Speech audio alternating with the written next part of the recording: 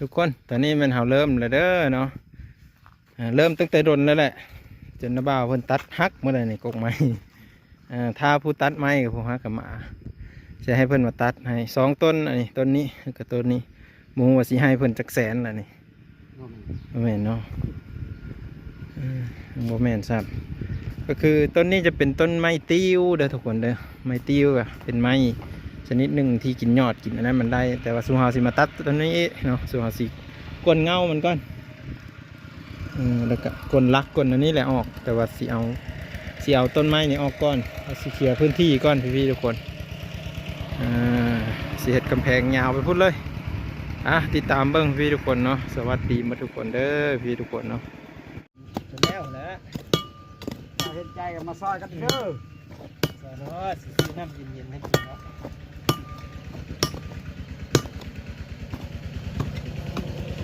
ตาเป็ดก็ได้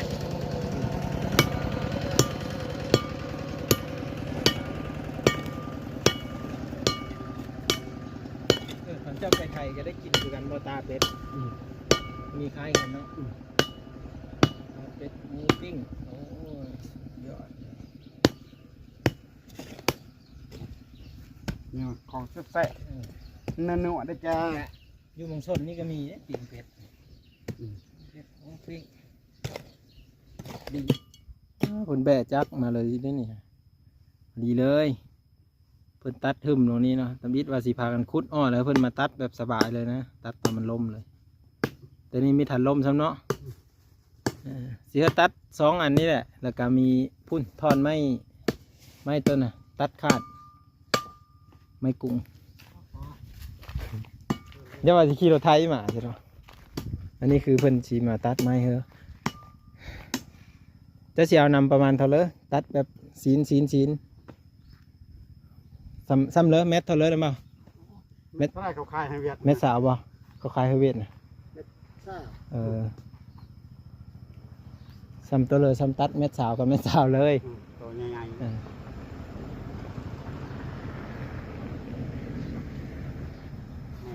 เราเสียไปแต่เสียวนำประมาณเท่าเลยเรื่องนี้ว่าต่างหากันเนาะทำไมนั่นกับเป็นไงแล้วทอนเดียวนะมีว่าลินดำเท่านี้ลินดำมั้งคนผมมีลินดำเนี่ยเห็นเลยสิได้ลินดำนี่เบิ่งที่มีอยู่เหินโอ้ยเขาตัดเสานี่เลยแล้วได้ขายแล้วได้ถามเขาหน่อยไหมซื้อบ่าวะสิไปทุกคนตอนนี้คือเพิ่นใกล้สิเห็นหาแก้วมันเลยนะนี่เบิ่งนี่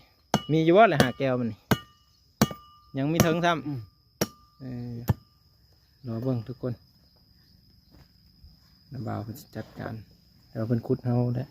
ข้างนั้นกันยังเนาะเพราะว่าหามันลายนี้ทางหาพลอยมันขึ้นเดี๋ยวเพิ่นตัดไม้เนาะจะน้อยตัดกำลังนั่นอยู่ไปซื้อน้ำมันมาเพิ่นกินเอง2 ทีกับเสื้อเรียบร้อยแล้วเนาะตึกจะพันเนาะนี่ฮะฮอนด้ายังดีนี่1,500,000เป็นเงินบาทนี่จะเลยดีเนาะ2,000ปลายปลายน้อยนึงแล้วบ้าของเจ้าซ้ำนี่บ่จักนี่ฮอนด้ายังดีเนาะฮอนด้าคักเลยซื้อหลายเดือนเติบได้แล้วบ้าน2 เดือน2 เดือนสัมปัดไม้นี่มีย่านทางนี้เนาะตัดไม้เปลืองน้ำมันตัดไม้มันซาได้ละมันซาสั่นเนี่ยอันนี้ได้ดาบมากับมันบ่นี่ดาบมากับมันประมาณล้านปลายทุกคนไปเดี๋ยวเอาคุดก่อนเพื่อเพิ่นตัดไม้ตัวนั้นแล้วค่ะมันล่มก็โอเคเลยในเบิ่งกันพี่ทุกคน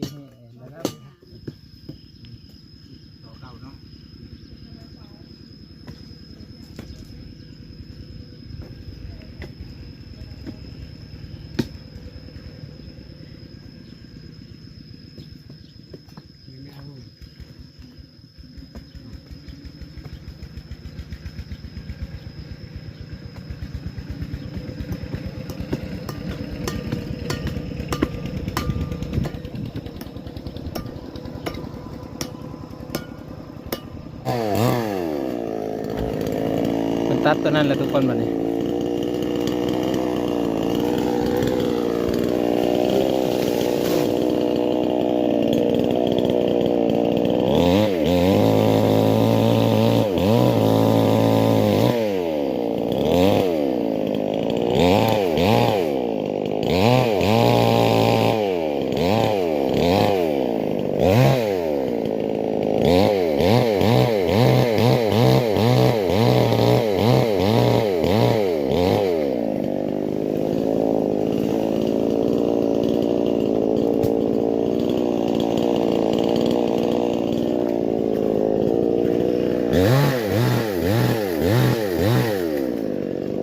เด็กดำนี่อะไรเนี่ย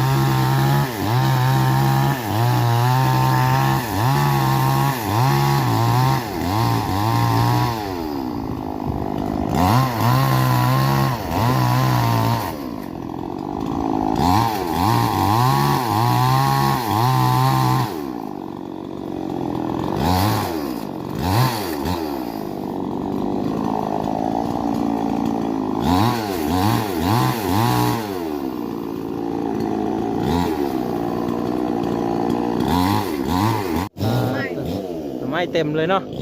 ชัวร์ว่าสิมากินแกงหน่อไม้น้ำเจ้ามื้อนี้ค่ะโอ้ต้องพิลึกบนหน่อไม้อันนี้คนเอ้ยจำสิแกงอันนี้แกงเลยบ่นี่ฮะ แกงของพ่อว่าจะไปให้แม่ไม่เจ้าเลย อ้าวเพื่อสิได้กินนี่เนาะกินกับอันน่ะยอดเพื่อนี่ฮะ ยันอะไรเขาอื่นเขากินแถวห้วยค่ะ เห็นบ่ผักหนอดแม่นผักอันนั้นฮะผักแว่นน่ะเห็น เขาไม่ได้ลงนาแม่กันอนันต์แม่เก็บ เออ หันลงอยู่พุ่นก็ได้ แล้วเจ้าสิย่างไปเฮินนี่นี่ฮะ อืม ย่างไปเฮินพวกนี้ ขึ้นไป เฮินตัวเฮาบ่ เดี๋ยวนะ แกงตอนนี้บ่ มึงไหม อืม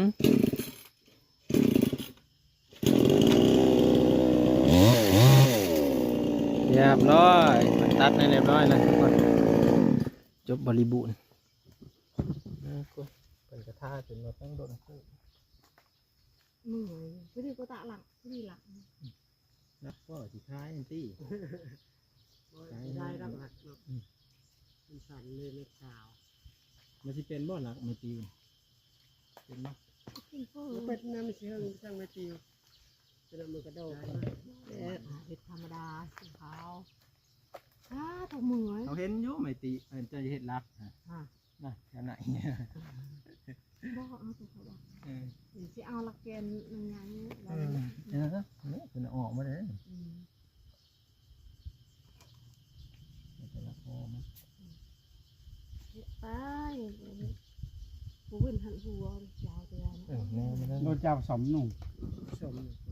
จุกชีวิตแน่เลยกี่สัปดาห์ เฮากินตัวนี้แล้วบ่ได้กินของเนอะ มาไว้อันนี้ได้สะ น้ำมันนี่หันคือตะกี้ของไม่ได้ที่ ให้มันตื้อไปใส่เป็นหนู แล้วก็ ต้องใส่เป็น แกงเลยบ่นี่กินเทนเลยบ่ กินเพลนนะแล้วมือเป็นคอยจับเสพขนาดมือนั้นนะพอรู้หายองเองหากว่ามีผักกระแยงน่ะ ขนางไม่มีนะ บ่ อยู่เหินได้ยังไง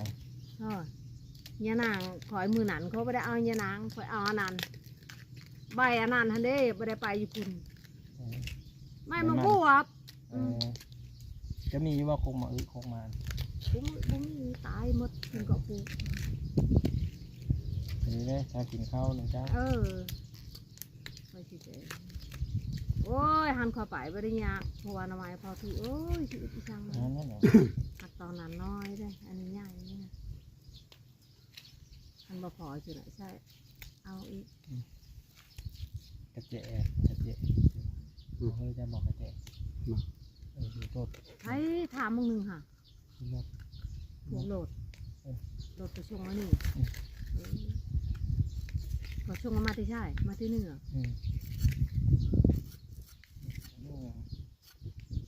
ต้องมาซื้อรถครับ ว่าเขาไปชงโหลด ดูหน่อไม้เนาะมีกิน หันคอยไปนาแต่ เดี๋ยว เรื่อง เข้าเห็นเพื่อกระเยอะ อยากเข้าแล้วหันไปนาแต่เรื่องยานางชื่ออึดอีช่าง ยากนะครับมันยากเลยแต่อยู่เฮ็ดสั่งก็บ่ได้หรอก ไม่ นั่นคือว่าจับไม่ซื้อยังอยู่รุดกินหนึ่ง สั่นรู้ได้ฮะ เรื่องพวกก้อนนี่เจ้าต่อมไว้เด้อ จะน้อยเขาสิเมื่อเฮินแล้วเขาสิเอายานางมาให้แล้ว ท่านคอยไปนาตาเหลืองชื่อไอ้ช่างยานางหันคอยไปนาทำลายบ่ได้